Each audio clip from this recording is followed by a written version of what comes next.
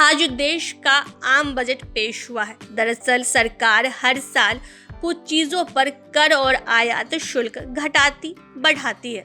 इसका प्रभाव कई चीजों पर पड़ता है, इसलिए देश के आम बजट का आम से लेकर खास तक हर शख्स को इंतजार रहता है और देश की जनता की नजर भी वित्त मंत्री के भाषण पर टिकी रहती है। भाषण में सबसे ज़्यादा जिस बात का लोगों को इंतज़ार रहता है वो है कि उसकी जेब का बोझ कम हुआ या फिर बढ़ गया। बता दें, वित्त मंत्री निर्मला सीतारमण आज यानी बुधवार को 2023 से 24 के लिए आम बजट पेश कर दिया है। वित्त मंत्री के रूप में सीतारमण का ये लगातार 5वां बजट है। इसके साथ ही मौजूदा मोदी सरकार का आगामी 2024 आम चुनाव से पहले ये आखिरी पूर्ण बजट है। बजट में अलग अलग सेक्टरों के लिए कई घोषणाएं की गई हैं। बता दें, इस आम बजट में केंद्र सरकार की तरफ से कई बड़े ऐलान किए गए हैं। दरअसल अगले साल लोकसभा चुनाव होने वाले हैं, जिसका सरकार ने खास ध्यान रखा है। ऐसी कई चीज़ों से सरकार ने टैक्स हटाया है जिससे वह सस्ती हो जाएंगी। हालांकि कुछ चीज़ें ऐसी भी हैं जो महंगी हुई हैं। वैसे इस आम बजट में सबसे बड़ा ऐलान जो किया गया है वो है 7 लाख रुपये तक आय वालों को टैक्स में छूट दी जाएगी। इसके अलावा सरकार ने पुरानी टैक्स व्यवस्था खत्म कर दी है। इस दौरान वित्त मंत्री ने ये भी बताया कि किन चीज़ों को सस्ता किया जा रहा है और कौन सी चीज़ें महंगी हो रही है। तो चलिए जानते हैं बजट में कौन सी चीज़ें महंगी हुई है और कौन कौन सी चीज़ें सस्ती हुई है। तो सबसे पहले अगर बजट में क्या महंगा हुआ है इस पर बात करें तो सोना, चांदी और प्लेटिनम महंगा होगा। सिगरेट पर शुल्क 16% बढ़ाया गया है। इम्पोर्टेड दरवाज़ा और किचन चिमनी महंगे होंगे। इसके अलावा विदेशी खिलौने महंगे होंगे।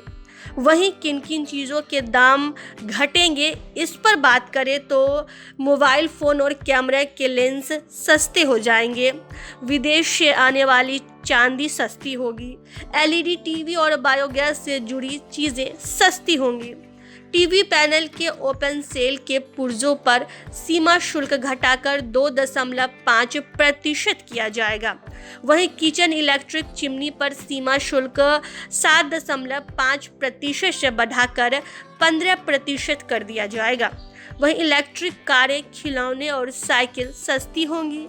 हीट कॉइल पर कस्टम ड्यूटी घटाई जाएगी। वहीं बजट में इसके अलावा और किन किन चीज़ों पर असर पड़ा है उसकी बात करें तो वरिष्ठ नागरिक बचत योजना के तहत 15 लाख रुपये तक की सीमा को बढ़ाकर 30 लाख रुपये किया गया है।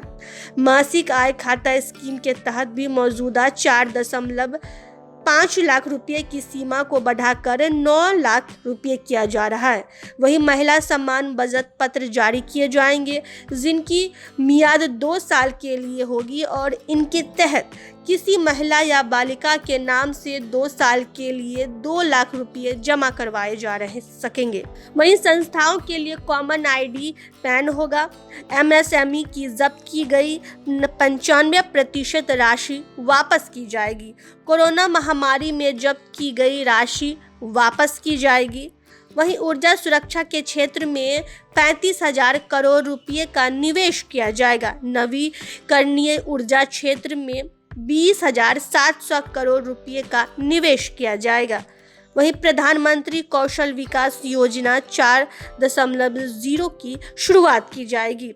देश में 30 स्किल इंडिया इंटरनेशनल सेंटर स्थापित किए जाएंगे। तो ये थे आज पेश हुआ देश के आम बजट की पूरी जानकारी। तो ऐसे ही तमाम खबरों के लिए बने रहे न्यूज़ वाइट के साथ। धन्यवाद।